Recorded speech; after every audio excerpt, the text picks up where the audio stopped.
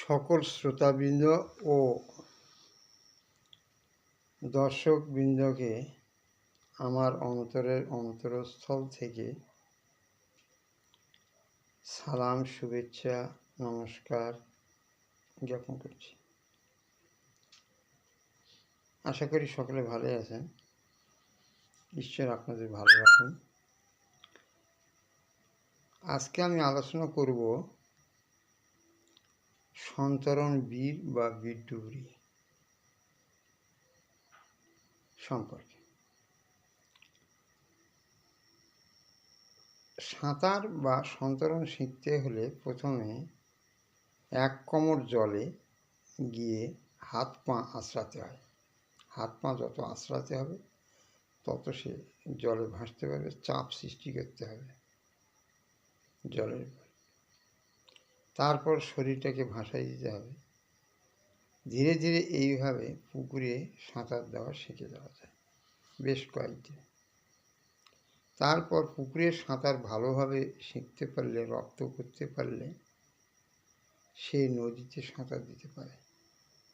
সে নদীতে ধীরে ধীরে সাঁতার করতে করতে করতে করতে সে নদী এপার ওপার পার হয়ে যেতে পারে সন্তরণের সাহায্যে। নদীতে সাঁতার দেওয়া বেশ ভালো পটু হলে ও সাগরে সন্তরণ দিতে পারে। সাগরে সন্তরণ দিতে দিতে দিতে এক সময় সে বীরডুবরি হয়ে যায়। তখন সে সমুদ্রের তলায় কি আছে, মণি মুক্তা সব আহরণ করতে পারে। তাই এরূপ সন্তরণের মাধ্যমে, যেমন অনুশীলনের মাধ্যমে, চর্চার মাধ্যমে একটা বড় কিছু হওয়া যায়। হঠাৎ রাতারাতি কিছু হওয়া যায় না। গান করতে করতে গায়ক হওয়া যায়, বাজাতে বাজাতে বায়েন হওয়া যায়, বাদক হওয়া যায়। আবার চিকিৎসা করতে করতে চিকিৎসাও হওয়া যায়।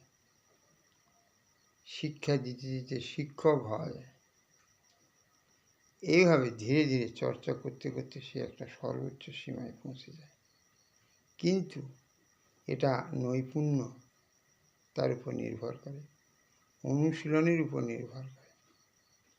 যে যত নৈপুণ্যভাবে অনুশীলন করবে সে তত শিখতে পারে। পৃথিবীটা একটা শেখারই জায়গা, শেখাই ক্ষেত্র, শেখার ক্ষেত্র এটা। আর তোমাকে চর্চা করতে হবে, অনুশীলন করতে হবে। তাই মানুষ কথাই বলে, মানুষ অভ্যাসের দাস। মানুষ যা শিখাবে তাই শিখবে, কিন্তু ইচ্ছা শক্তি প্রবল হওয়া চাই। ইচ্ছা শক্তি যত প্রবল হবে তত সে দ্রুত শিখবে। আর ধীরে এই অনুশীলনটা করতে হবে একাগ্রচিত্তে, তবে এই অনুশীলন সে সাফল্য লাভ করবে। আমরা সবাই যেন প্রত্যেকটা কাজ অনুশীলনের মাধ্যমে করতে পারি। সবাইকে আন্তরিক শুভেচ্ছা জানাই। সবাই ভালো থাকবেন আর অপরকে ভালো রাখবেন। এখানেই শেষ।